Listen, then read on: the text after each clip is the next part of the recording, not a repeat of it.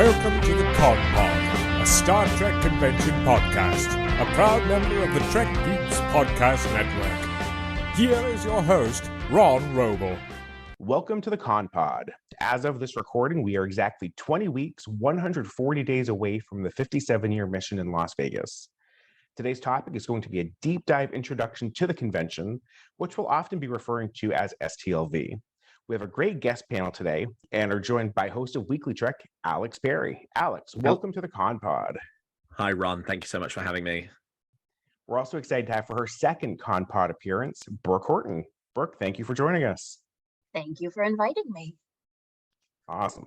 So the point of this episode is to do a real deep dive into the introduction of what we're going to call STLV, the 57-year mission in Las Vegas. It's a big convention. It's something a lot of folks can be intimidated by. Creation's website has some information, but it's kind of limited on what they do provide as far as transportation, hotel options, even their ticket options. So we're going to do a deep dive into those three topics. And jumping right in, we're going to talk about getting to Las Vegas. I think it's fair to say most people fly into Vegas. I'm assuming you both are flying. Absolutely. Have you already booked your flights? How far out do you typically book? So I kind of said at the beginning of this, I'm still not 1000% sure if I'm coming to Vegas this year. You're killing me, Brooke. I think that by the end of this, I will be convinced because this has happened to me before. But yeah, I tend to look for my flights just a couple of months in advance because for my part, I fly direct via Allegiant, and based on the timing of that airline, it tends to be like the last piece of the puzzle, whereas tickets, I buy them when they go on special. And yeah, so I take that as the last linchpin of fate telling me to go is the uncancelable flight. So, and that will be a fun theme to talk about as well in booking the convention kind of at the last minute. I think there's a lot of us, and I'm one of them, that as soon as the tickets come up, if I'm going, I try to buy that ticket right away. Mm-hmm. But there's a lot of tricks to getting good deals at the last minute too.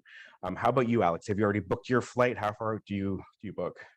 Flights are always the last thing that I do. I do hotel first, so they normally put the hotel block up for sale like a week after the last one ends, and typically I will just grab the hotel room then because you just put down like one night's deposit, which is like $80-$90 to just sort of have the room. So I just kind of have that sorted. I picked up my ticket in there. They were having a 10% off sale over the Christmas period, so I got my general admission ticket then. But I typically won't do flights until 6 to 8 weeks out, normally just because I kind of am not sure what I'm going to be doing around it. Sometimes my wife and I have like flown out a few days before and like spent some time in Vegas beforehand, or I might have to go somewhere for work right afterwards. 2 years ago, I had to come in from San Diego because I was presenting at a conference in San Diego. This year, I might have to go to Denver on Monday. So that's what I typically will do last because it's, as Brooke says, it's the one that's most like unchangeable once it's done. Mm-hmm. The ticket I can sell on, the hotel I can cancel and get the deposit back. But yeah, the flight feels like the sort of, okay, then you're really locked into the specific travel plans that you have created. Mm-hmm. Yeah, I did some digging too, and according to travel research, they say to book your flight on a Tuesday and try to book it about 70 days out, and allegedly that's when you get the absolute best deals. So yeah, once you are in Vegas, that's when the fun starts to begin. If you've never been to the Vegas airport, the Harry Reid International Airport, as it is now called, kind of fun. It's the only airport, I think, in the country where you can play slot machines right there. Yeah, that was a strange experience for me getting off the plane different. The first time. And the Alex, the buffalo, the charging buffalo, like that, I feel like it's associated with me now. The charging buffalo, the whatever that one is. It's everywhere. No. Yes. You mean the rockin' Bronco or whatever it is? No, it's like a buffalo charging out of the screen and Oh yes. It's I've never slot machine, yes. Yeah. Sorry. Anyway, Love airport. It. Yeah, but no, I mean the airport in itself is kind of a tourist attraction. There is so much to see and do there, which when you're leaving Vegas, it's also a busy airport, so it's a good idea to get there early to get through security and just spend some time at the slot machine. But once you're there, the signage is really good. As far as getting from the airport to the hotel, lots of options. There's airport shuttles, Beltrans, and Super Shuttle. They're about $15 one way. Did you say like Robert Beltran? Would you say Beltran? Yeah, Robert Beltran will Beltrans. personally pick you up and drive you from Harry Reid to the Rio. It's one of his little side gigs that he does. Just tweet at him that you would like him to transport you to the airport, and I'm sure you'll get a really lovely response. It does not surprise me in the slightest. Hey. Guys, I'm so sorry I'm late. Hey, it's Bill. I promise I'm not trying to be a diva. Well, and we are joined right now by Bill Smith, one of the hosts of the Trek Geeks podcast. Bill, thank you for being here. Welcome. Oh, thank you. I'm sorry for interrupting live recording. I apologize. You're totally good. We are right now talking about once you're in Vegas at the airport, getting from the airport to the hotel, looking at the Vegas, never heard of it. But yeah, right. Little town, not walkable. A lot of people think you can walk to the hotels from the airport in Vegas, and that is not something you want to do, especially going to the Rio. Dear God, no. Yeah. But we were saying there's the airport shuttles, which are about $15 one way. Uber or Lyft, I did cost estimates between $35 and $42. Or you have taxis, which is just a flat rate, $27 from the airport to the Rio. It's considered zone 3. They have fixed pricing.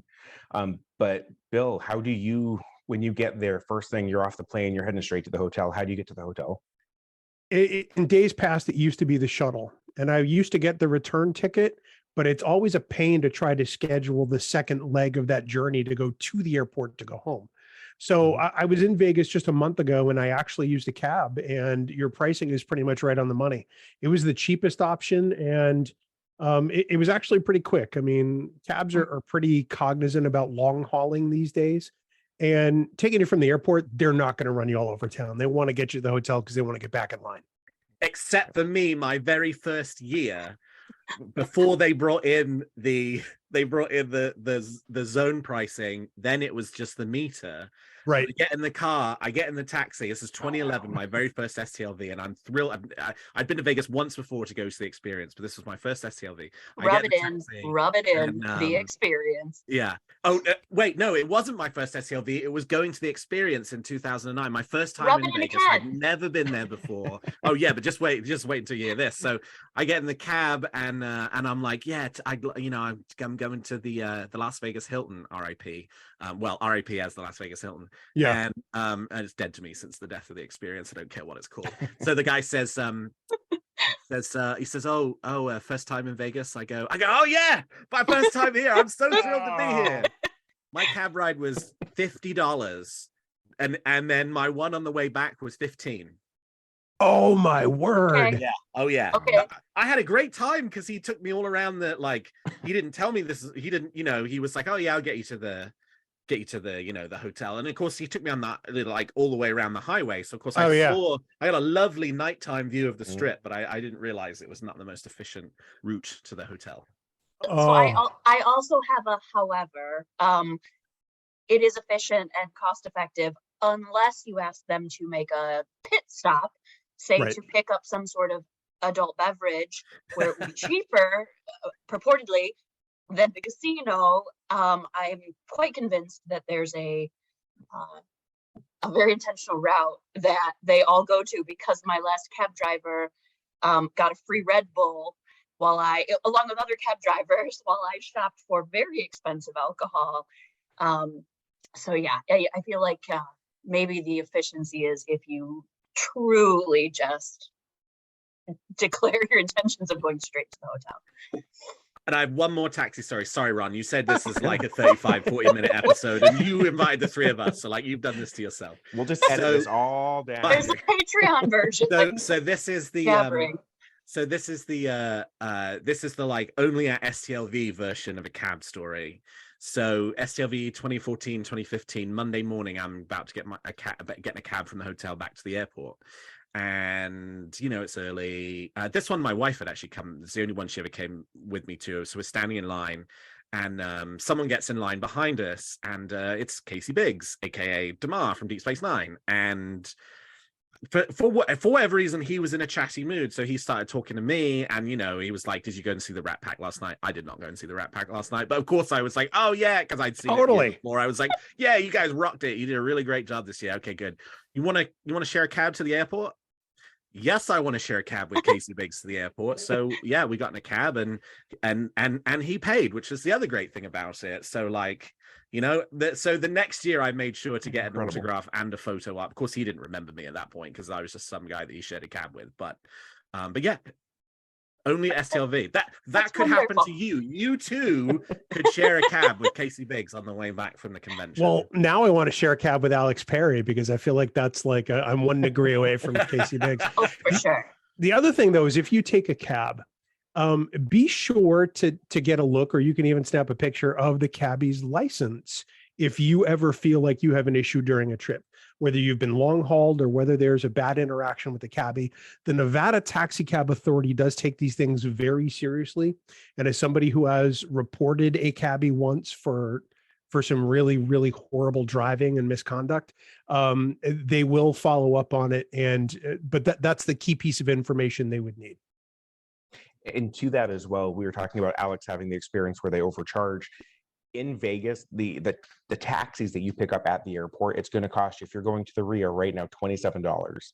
And you will see signs all over the airport with the flat rate pricing. That doesn't include the credit card fees, a gratuity, or I guess there's a $1 fuel surcharge. But if you're asked to pay more than that, you absolutely want to follow up with the taxi authority because that is not legal in Vegas. And then I will say, Bill, to your point about the shuttles, I love taking the shuttle from the airport to the Rio. Yeah. If you're new to Vegas, especially, I call it a poor man's tour because you're going to get to stop at other casinos along the way, see some of the strip. If you're in a rush, not the fastest way to get there. But I do the same, taking a Uber back to the airport at the end. I will say that if you're going early in the morning, in 2021, I left the Rio at 4 a.m. Took 45 minutes to get an Uber. So plan ahead, make sure you have that lined up. And then there is also in the Star Trek Convention Experiences Facebook group, as we get closer to the convention, there is a rideshare post where if your flight is arriving at the same time as someone else and you want to share a cab, easier to split that fare as well. But any other tips or advice on getting around Vegas once you're there? Anyone? No? Perfect. From the Rio. Find Casey Biggs. Yeah, find Casey Biggs. He'll take you anywhere you want to go. Or call Robert Beltran and he'll take you anywhere you want to go. Beltran Transportation. Yep. Pending.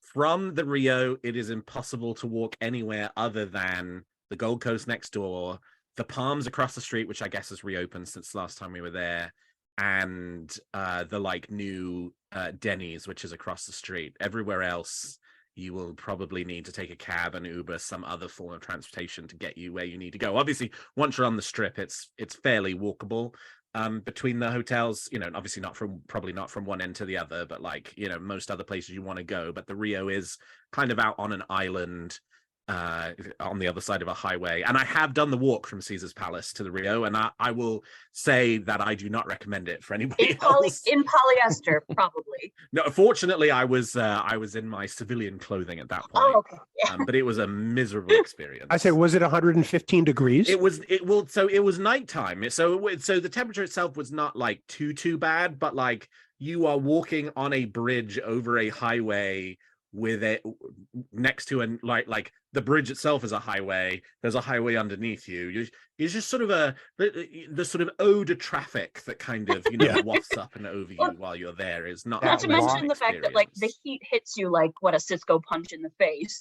You walk out. Yeah, even at 8 p.m. Yeah, right. It's rough. I'll say too, the Rio is a great site. It's very safe. I've never felt not safe there, but I can't imagine walking that at night. Particularly if you're by yourself, I wouldn't recommend it. No. That can be a little hairy. Having said that, too, getting around once you're there, if you are planning on doing a Walmart run, there is a Walgreens next to that Denny's as well that's really walkable. Yes. And then if you want to do a Walmart run, again, in the Star Trek Convention Experiences group, there's a local Las Vegas fan group that will coordinate free Walmart trips, away missions. So keep an eye open for that as it gets closer as well.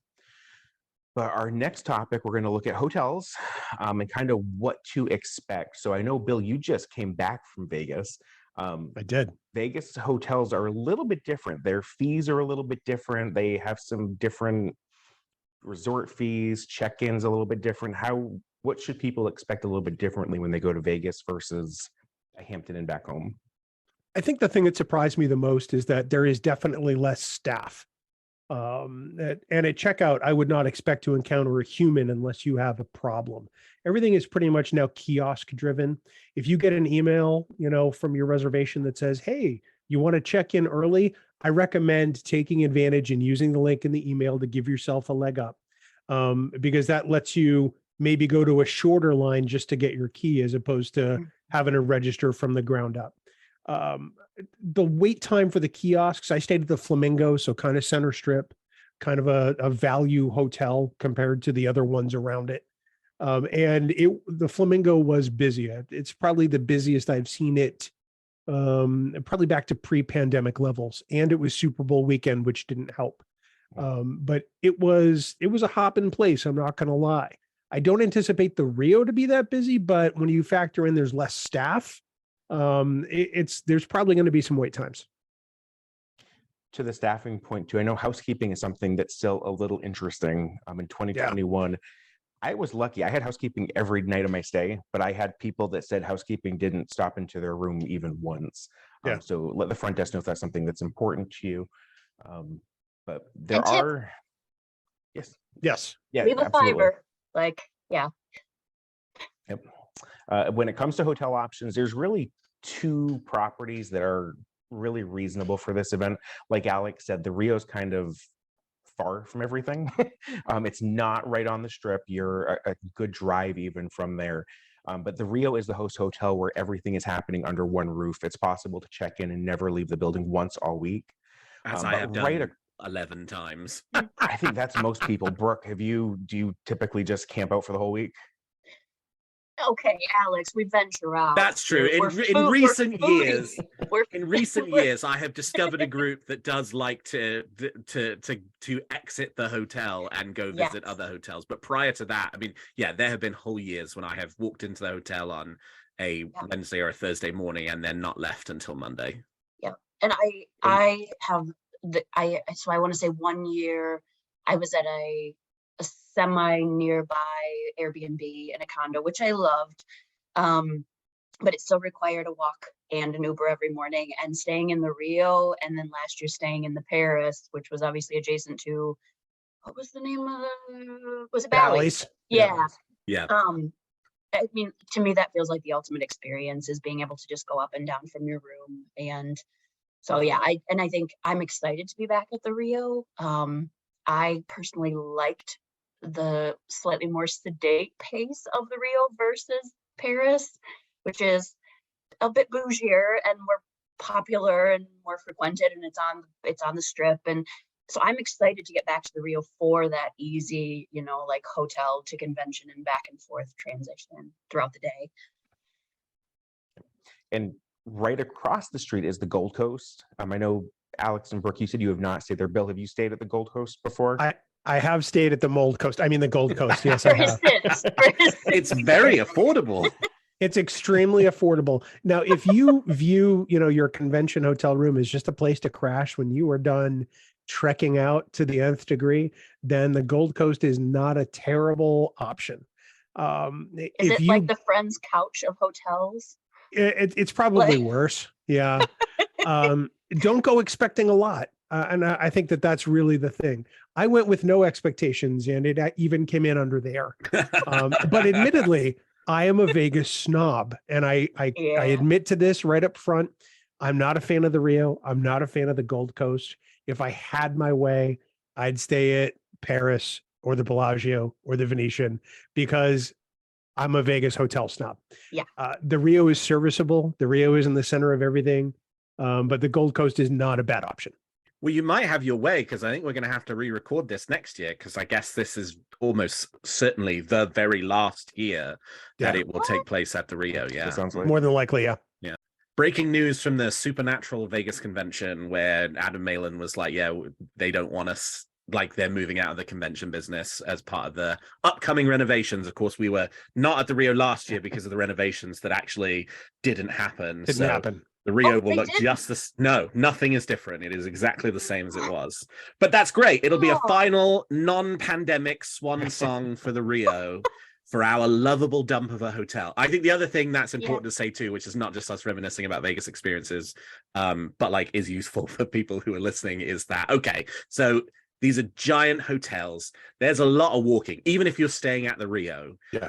The walk from your room to the convention is long. You will easily clock up 10,000 steps. You may even clock up 20,000 steps, even if you are just staying inside the Rio. Now, that then potentially says to you, like, oh, okay, well, if I'm doing 10,000 steps just staying in the Rio, how many extra steps is it to stay in the Gold Coast? Honestly, the answer is not actually all that much, just because it is like directly across the street. Your extra walk time is, and your extra step time, yes, there's more because it is a little bit further away, but the way the Rio is constructed, everybody has to walk down this very long corridor to get to the convention center, and then the vendor's room is even further away. So like I would say a solid 50% of everybody's journey, regardless of whether you're staying at the Rio or at the Gold Coast, is baked in for everybody from the moment you sort of decide you're heading to the convention. So you are going to do a lot of walking, which you should be aware of as part of like planning for your week. Comfortable shoes if you are so inclined, potentially a mobility scooter if you have any kind of mobility issues, right? Like you will be doing a lot of walking. Factor that into your decision about that. And like, you know, at that point, so don't make your decision about hotel based off of how long of a walk you have, because everybody does a lot of walking. Your sense of spatial reasoning is astounding. Thank you. I appreciate that. Yeah. And spot on, by the way. Yeah. I'll say I stayed at the Gold Coast a few years ago too, and I clocked it, and it was an 8-minute walk from my room to the convention spot, but that was walking absolutely nonstop at a very brisk pace. Last time in 2020, I think I stayed in the Masquerade Tower. It was a 7-minute walk from my room to the convention space. The big difference being at the Gold Coast, all air, exactly. It's 140 degrees outside. It's super dry.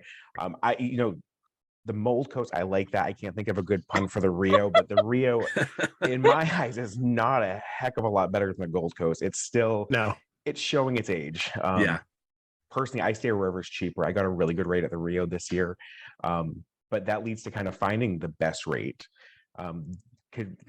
Creation has a group rate. It's not a great rate.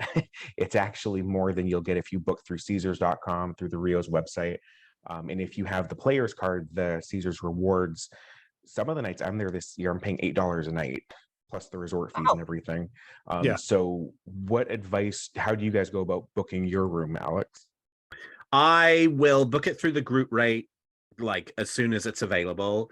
And then I will sit and watch for deals, which I did this year. They had a really big sale around Thanksgiving, Christmas time.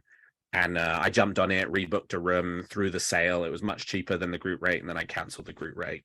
I would say it's March now, so 5 months out, likely. So first of all, the Rio's not going to sell out, right? Like, if you want a room at the Rio, you can get a room at the Rio all the way up until the day before you want to check in, or even the day of you check in. You'll find a room at the Rio. That's no problem.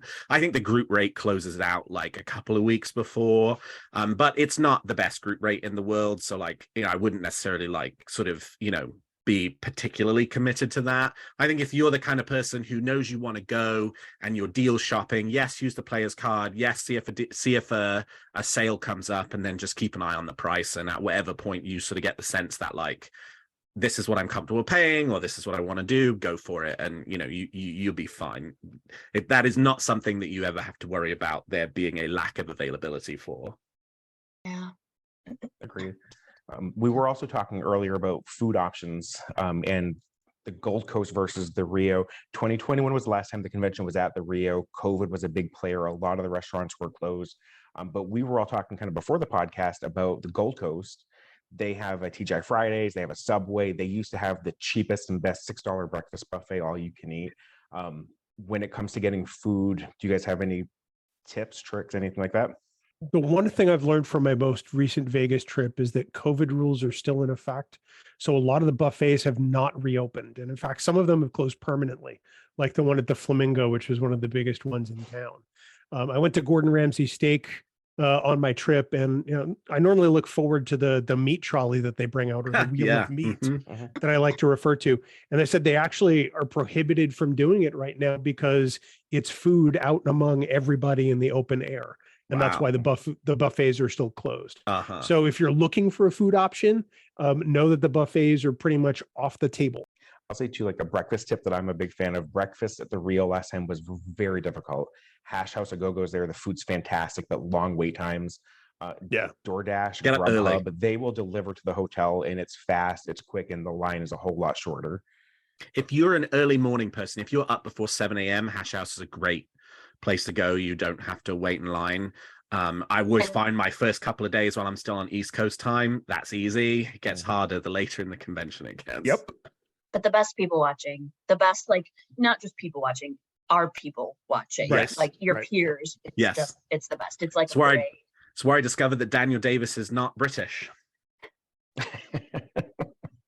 Wait, what? How? At Hash House? At Hash House, yes. Leaning on your table, or? No, I was sat at the bar, and he came and sat next to me, and I just assumed he was British. His accent's, very you possible. Assume everyone's British. Yeah, well, I mean, that's a British thing. Yes. Yeah. And I heard him, and he started talking in an American accent, and as I'm sitting next to him, I'm on his IMDb, and he was born in Arkansas. I'm crushed. I know, yeah, me too. Of course, then I went to his table and discovered him doing the British accent. So I think he does do a little bit, I think he puts it on for the fans. That cheeky monkey. Yeah, until I was like, "Oh, Daniel, I never realized you're not British. I read you're from Arkansas," and then the accent disappeared like that. I will say, if you're between the Gold Coast or the Rio, you'll get more interactions off the clock out of the convention at the Rio, obviously, because that's where most of the talent is staying. Elevator rides, it's not uncommon to see them in line at Starbucks. So if it's your first convention, don't be surprised when you see them. They're regular human beings too. They use the bathrooms we use. Yes. How many times have you bumped into like LeVar Burton? Getting into it, but like a segue. It's kind of not the best place to ask for a selfie. No. None since the restraining order. No, we don't talk about that. The breakfast thing is one of the reasons why doing a Walmart run actually isn't the worst thing in the world. Yeah. I did that for the first time a couple of years ago, and I think I'll do it again this year. Because it was good to just have snacks and granola bars in the morning, so I didn't have to pay $45 for Hash House of Go-Go every morning for breakfast to eat far too much food. It was good to just have something that could get me going through lunch and not have to worry about limited food options at the Rio, because there really is not a ton left, right? You have the Korean barbecue place, you have Smash Burger, you have the Sports Deli, which used to be a favorite of mine but has really gone downhill over the years. You have the there's that Asian place which is very popular, which I think is like dim sum. I've actually never, it's the only place in the Rio I've never eaten, and I think at this point, that's it in the Rio. The buffet's gone, the Indian place is gone. Oh, is that Guy Fieri opens in the evening? Oh, that's right, yes. And Guy Fieri's Il Burro Borracho, that was only open in the evenings 3 out of the 5 days of the convention. And I heard that actually closed. Oh, well, then that's gone too. Yeah, so maybe there's something better. Yeah. That So for terrible. dinner, I think it would be more challenging unless you're going to DoorDash and Grubhub, which is frankly what me and my friends do. We order pizza, get it delivered, take it up to the room, watch Star Trek all evening, right? We literally went to a place with $200 soup the last time, Alex. Well, yeah. I mean, in the fullness of experiences of being in Vegas for STLV, and we did talk Morehouse out of the hotel room for one of those dinners, which he very reluctantly did, and had an okay time, but we didn't order the soup. Yes. I wonder what the hell is in it. It's called Buddha over the wall. There's no description. That's it. Was this at the Rio? No, it was at the Alex, where was that? Was that the one we went to at Paris? No, it was the Oh, was that the one we went to at Venetian? Yeah. The Asian place? Yes. A mysterious soup, just Buddha over the wall, $203. You're Buddha over the wall if you order that soup, I think. Yeah. Was the moral of that story. Yeah, you are. It makes the Rio's food prices not look that bad. Yeah, Right, it's all relative. And then we'll talk more in the second part of this about food too. But for lunch, you are a little bit better covered. Jimmy's Place opens at the convention site, and they have sandwiches, salads, cheeseburgers, nothing to write home about. But there's food there to keep you going through the day. And they let you wander with it, so you can at least go into any of the spaces and eat your lunch and watch a panel. Pro tip. Just this one's a freebie for all of your listeners. All Take it for from free. Take it from somebody who knows. The packeted sandwiches that are in the coolers in the gift shop, not worth your time. No. Fair. It feels like there's more of a story there that I do not want to hear. Don't want those details. I'll just say this: the tuna salad is particularly Oh. egregious. At least it wasn't I egg could've salad. guessed. And then you run into LeVar Burton on the way into the bath. Yeah, Like this is all this one. This big is how I narrative. have so many encounters with the actors in and out of the bathroom. Sorry, Ron, All we're right. completely ruining Sorry, your show. Ron. No, I think We're that's really that's rotten a through. good way to end our hotel segment. I think that's the perfect bookend, unless y'all have anything else to add. So moving on to tickets. Tickets I find are one of the most confusing in the beginning aspects of the convention, because there's many different options and they come with different benefits, different perks. So the baseline ticket, they're the general admission, which there's even different levels there. You can buy, they call it the weekend general admission, which is good for the whole length of the convention. Single day tickets, which obviously are single day. Preferred single day, where you're actually picking a seat on a map for the individual day. And then they have, generally as it gets closer, Gold Star and Groupon tickets. All of these tickets include admission to the main theater, the vendors room, the promenade area, autograph and photo op area, secondary theater, and pre-registration. Has everyone here done general admission at least one point? Yes. Yes. Perfect. It was my I think preferred way, that's- actually. Yeah. Same. Especially if you've been a few times. I think we all spend so little time in that main theater. Yeah. And something Creation does that a lot of other conventions don't do is you're guaranteed a seat. A lot of other Yes. convention facilities, they're going to oversell, so you can't get into everything. That doesn't happen with Creation. The next tier up is Copper. With this, you get a reserve seat, the collector's limited edition coin, admission to the Saturday Night Gala, which this year is a Trek Cabaret. Have any of you done Copper in the past? Yes, I have. And the reason I That is- switched was because I picked a seat, and then it was fine my first year, but then my second year, I was like 3 seats away from someone in general admission, and I was like, hold on a second, I paid $200 more to be 3 seats like left. And to be wedged in where Yeah. general admission over across the aisle, you could Yeah, spread because it. there's always so many spare general admission seats. And I think that's the thing, right? It's sort of that question of like, what are you going for? Yep. Right? Like if Mhm. and everybody has a different answer to this question, and your answer is perfectly valid, whatever it is. If you're going for autographs, go big, go gold, right? You get 12 free ones built in, and if you've never been before, then, well, you don't have those 12 autographs. Whoever it is, you don't have them. And I think like Jerry Ryan's gold signing this year, maybe, or somebody, one of the big ones they've announced, Tawny Newsome, sorry, is gold signing this year, they announced. If you're all about being in the main theater, doing the panels all day, every day, and you want to get as close to the stage as possible, then go for those expensive tickets, right? That's what, if it matters to you that you're as center as possible, as far forward as possible, that's going to get you that. I go general admission, and we have a little slight, like the general admission is not all the way at the back, it's also at the sides, and the sides run all the way down to the front. So if you're okay sitting at the sides, you can get pretty far down, and like there are portions of the theater, Brooke and I like to sit in a classified location that we don't want to reveal because it's actually a great location, and we don't want everybody kind of knowing about it, and this is a public forum. We sit in this particular place, it's great, we're pretty close to the stage, nobody bothers us, there's always plenty of seats around us that are open. Everybody can spread out and have their own space and not feel really cramped in. So yeah, I mean, you can have a good experience on general admission, and we're in and out for the panels we want to see, right? We're not sitting in there all day every day. Yeah, and then the other nice thing about general admission is if you I think you'll often find yourselves having overlaps. So something you want to watch will bleed 10 minutes into something else that you're also interested in. General admission allows you to sort of not disrupt anyone else by scooching out of your aisle, finding a space that just kind of works for coming and going. And I think that's one of my, other than sitting with Alex in the divulged location, that's my favorite thing about it, is like sort of come and go nature of it. So I know one other thing, I've done Copper a couple times, and the reason I do that, so the general admission ticket is, I believe, $265. The Copper is $359. I love the gala, and I know with the Copper captains and gold tickets, you get that admission as well. When you've done GA, have you bought the gala ticket as well, or is that something that you've generally skipped, Alex? Depends on if I'm interested in the, like, what, it's very different every year.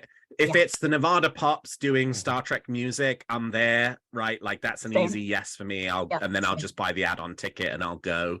But like some of the, like, I'm not super interested in the stars like singing at me. Especially with Sunday night happening with the Rat Pack, it's exactly very right. So if it's like an actor, if it's a symphony orchestra thing, I'm there. If it's an actor's thing, I'm typically not there. So like the cabaret this year, I'll probably skip that. Yeah, same. So above Copper, then you get into the captain's chair. This one adds the perks of, you get admission to the dance party, which has anyone done the dance party before? No. I feel like we may, as I'm looking, I don't know if any of us are dance party people. So look at the Zoom, like, I can't dance. The fact that it has a dance party is really the thing that astounds me, because I'm learning this for the very first time. And I'm trying to imagine how a dance party at a Star Trek convention goes. Well, Creation's website says it is the biggest party at the convention. I went in 2019. It's at the Voodoo Lounge, right? Ticket. All the way at the top? No, it was, at least in 2019, it was in the secondary theater. They pulled all the chairs out. Yeah. It was it used to be at Voodoo Lounge years ago. Dance in your gym, kind of. Yes, You love the okay, yeah. Voodoo Lounge was popping. I didn't go there for the dance party, but I will say, one year at Voodoo Lounge, I made some terrible decisions. Good for you. Yeah. Good for you. The other interesting perk you get with Captain's Chair is the Creation Special Treat Card, which, I'm going to be honest with you, I did some digging and I found a picture of the card in 2018, and these were the perks that you get with the treat card. And I got this when I was gold in 2019. You got 2 randomly selected celebrity autographs. Because Creation does so many non-Star Trek conventions, they were both, I got one from Riverdale and one from Supernatural, which are shows I've never seen. Gotcha. You get 10% off one winning bid at one of the auctions. $5 off a t-shirt, $5 off additional. Hold on a second. You can pay $500 for something that's worth $50 instead of $600. Sign me up. The treat, it was the most like ridiculous thing that if you're getting a captain seat because of this card, avoid it. Yeah. And then the last perk they say is you can renew your exact seat for 2024. I don't know. It needs I've never done captains. I think captain's chairs, it's expensive for what you're getting, definitely. And that's right. Like it sounds like it's not going to be at the Rio. So I was just going to say that. Like having the same seat next year might not, right? Like who knows? Like I heard it's not going to be back at that they don't know where they're going to be. It won't be back at Bally's. Right. If I had to roll the dice and spend some money on it, my bet would be on being back at the old Las Vegas Hilton, the Westgate. But because like where else are they going to end up, right? But who knows, right? Like G7 in the Rio's main theater is not going to be the same G7 that it is in any other hotel conference facility. Yeah, I think they're definitely going to have to take it off strip. The Orleans is a possibility, but still, like to your point, G7 is not going to be the same in that Orleans, ballroom, because it's nowhere near as big as the Rio's facility. Yeah. Rio's facility is huge, enormous. And, go back to the general admission. You might be in the very back of the theater, but they videotape everything and broadcast onto these big screens. So you're not missing anything that's happening on the main screen. If you've never been there, they project the audio. You're really not missing anything by being in the back. But that brings us up to the highest ticket tier level, which is the gold level. With this, you get all the other benefits, plus you get, they say they're 12 or 13 complimentary autographs. priority line for gold autographs. And then there's a gold Thursday night dinner party, which has anybody done gold? No. I was, like I said, I was gifted a ticket in 2019. The complimentary autographs, if you collect autographs, are a lot of fun. This year, I'm going gold this year. It's the first time I bought the gold ticket. Hey, good for regretting- you. Ooh. Well, half the autographs are from the Orville, which is great. It's a good show, but I'm going to a Star Trek convention. Yeah, right. when they Yeah, say Ron. Yeah. priority- From your lips to God's ears. The priority line for gold autographs, I think a lot of people see this and think they're going to get front of the line for every autograph that they're getting. And that's not the case. The way that they do this, it's just for those 12 or 13 free autographs. And they call them by row. So if you're in row A, you're one of the first 50 people to go. If you're getting an autograph from somebody that's getting this complimentary for gold patrons, you're going to wait. Some of these people it takes hours for them to get through their autograph line. Yeah. But you're not moving to the front of the line with everyone. If any of the delightful people who live within a 1 through 50 are listening to this, just know that I say this with all the love in the world, but they are a fairly entitled bunch, and they do enjoy having their time with the actors. So, and the fact that they're there after 10 minutes means that they feel no compunction about how long it then will take all of the people who come after that. I think it was Sonequa Martin Green in 2019 that they had to bring her back in the evening. After the programming was done, she was sitting in the theater still signing autographs. Alice Krieger, they had broken down the whole convention except for one table that she was signing at by like 9 o'clock in the evening on Sunday. That's how long it took. And then the dinner party is something. So I have heard that the Rio has a really good steakhouse. I've never dined there, the Voodoo Steakhouse. Has anyone actually eaten the Voodoo? Mm-mm. So the dinner party used to be at the Voodoo Steakhouse, and it was a buffet set up with voodoo food that was delicious. When I had my ticket in 2019, this may have been the first year that it was in the main theater, and it was taco buffet. Quality of the food was nothing special. The highlight was Renee Auberjonois and Nana Visitor did a wonderful performance. But again, if you're getting the gold ticket for the dinner, avoid it. It's really not worth it in my eyes. But you do get good seats. You get those free autographs. So having said that, are you all going gold now? Have we sold you? Is that No. I'm comfortable with my choices. I'm spending my money on Buddha over the wall this time, because the mystery's been haunting me since last year. This is where we'll say, Brooke, I know you haven't booked your trip yet, but they do typically do the Group 1 and Gold Star tickets. Those come out usually about a week, maybe 2 before the convention. It's not 100% guaranteed. They didn't do them last year when the convention was at Bally's because it did sell out. They didn't do it at the 50th anniversary because it was a sellout. But I would anticipate that happening this year. The Rio space is absolutely huge. And I've heard from people that it's a really good way to go. If I was going at the last minute, there's a secondary Facebook group. It's the Buy Sell Star Trek Convention Experiences Las Vegas Mission Tour. It's a mouthful. What's the acronym for Put that, that Ron? put that in your link. I'll put that in the show notes. But this is a group that is run by the folks that run the Star Trek Convention Experiences group. It's no scalping. So tickets are not sold for any more than they were paid. And folks that can't go at the last minute, it's a good way to get a discount ticket as it gets closer to the convention. And I'd say if you're going to do gold, that's a good way to get a gold ticket for sometimes a couple $100s off. Downside is it's not until the very last minute often, but there are some really good deals there.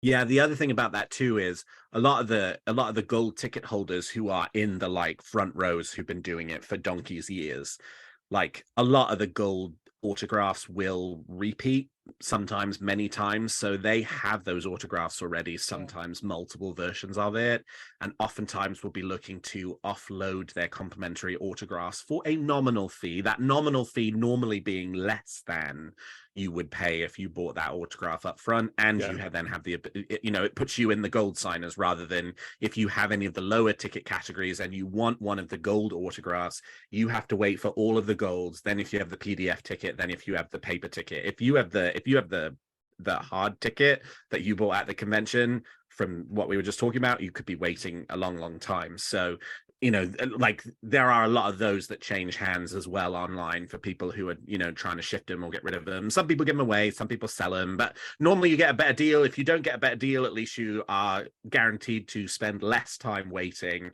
if you have one of those gold autograph tickets than, you know, if you bought your own autograph ticket that would necessarily put you behind all those people and everybody else. Absolutely. So really, they could just take away that really long Facebook group title and just, it's some sort of like great exchange. It's the Ferengi. Like, it feels like maybe you'll get upcharged a nominal fee, but it's very fair, you know, and Ferengi-esque way, I guess. It's the rule of acquisition number 1. When you have your money, you never give it back. The Creation Entertainment promise. Love it. For years, I went on the Group Honor Gold Star tickets on purpose. I would wait for them to come out and I would get the general admission single day. And that's the only way you can do it, is you can't buy the weekend package. You have to do each single day and show up and present your ticket every single day. And I did that for years. Last year I was a vendor. This year I'm a vendor. I'm not going to see the outside of the vendors hall all weekend long unless I'm going to a bar. And that's actually a legitimate excuse. It's not that laborious to check in every day. It's really not. It's a very long day with a long stretch of hours that everything's open.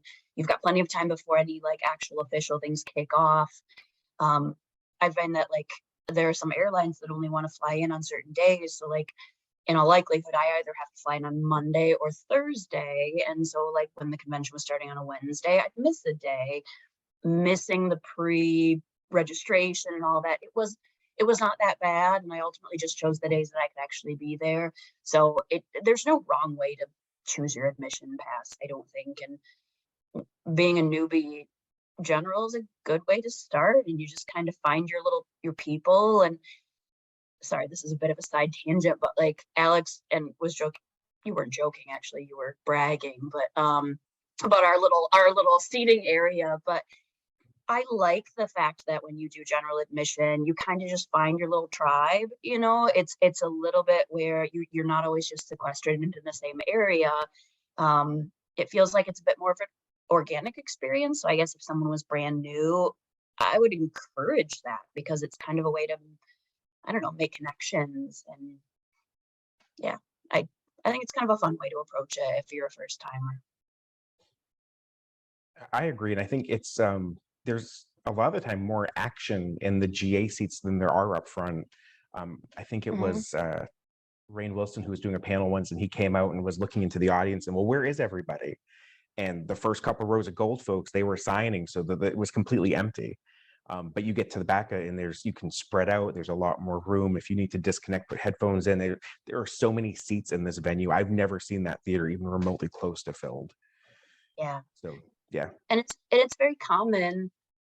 Like Alex said, the side panels are general admission generally, and I've sat 2 rows behind Terry Farrell while she didn't want to be in the green room and wanted to come out and listen to the panel that was prior to hers. And so there have been multiple times where it's like, you know, it's not rubbing shoulders, but it's just existing in this very natural space with these people that we really respect and we're there to see, not in their, you know, panel capacity, but you're just kind of in the same sphere. And so you get that with general admission too.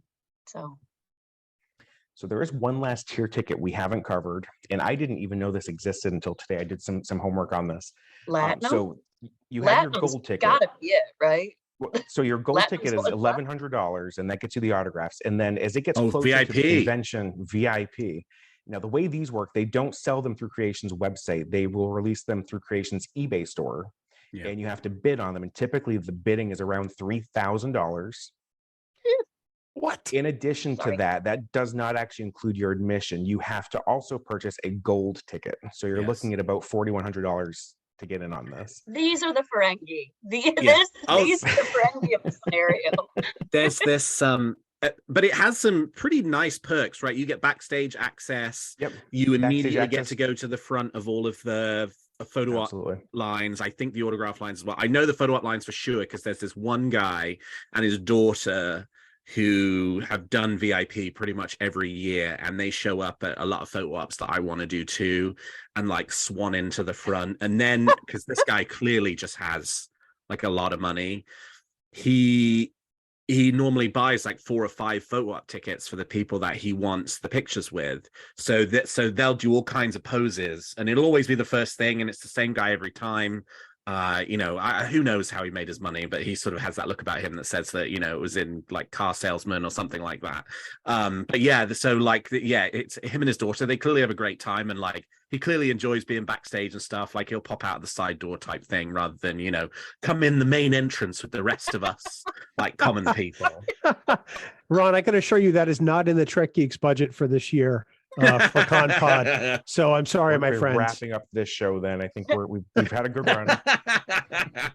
But nor is the blatant capitalism part of the Starfleet, the Star Trek future, right? We needn't throw money around quite like that.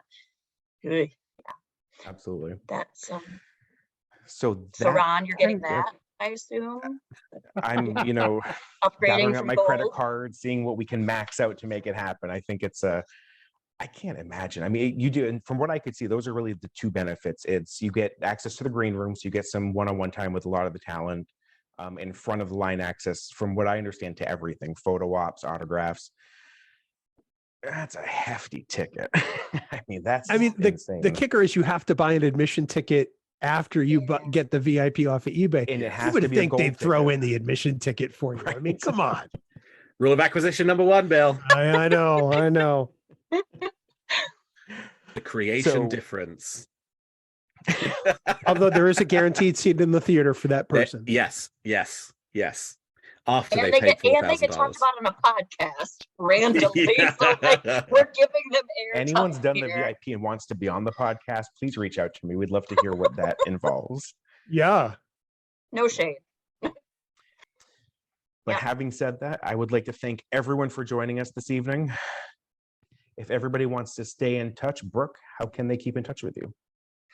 I will readily admit that my Twitter what diminished since the great takeover, and then the not takeover, and then the takeover, and then the not takeover, and then but I'm at the Replimat on Twitter. So fabulous. And Alex, if people want to stay in touch with you. I'm on Twitter at Alexander T. Perry, and my weekly Star Trek news show, WeeklyTrek, is at WeeklyTrek. Fabulous. Great show. Loved your episode this week, by the way. Thank you. Every Monday getting that drop. So thank you. And Bill, if people want to keep in touch with you, how can they stay in touch? When I am not canceling Ron Robles' podcast, I can be found as half of Trek Geeks pretty much everywhere on social media. Fabulous. Well, thank you again for joining us. We'll be back in a couple of weeks with the part 2 of this, which will cover everything else you need to know about the 57-year mission in Las Vegas. In the meantime, 140 days. I'm hoping to see you all in Vegas. Thank you. I'll be there.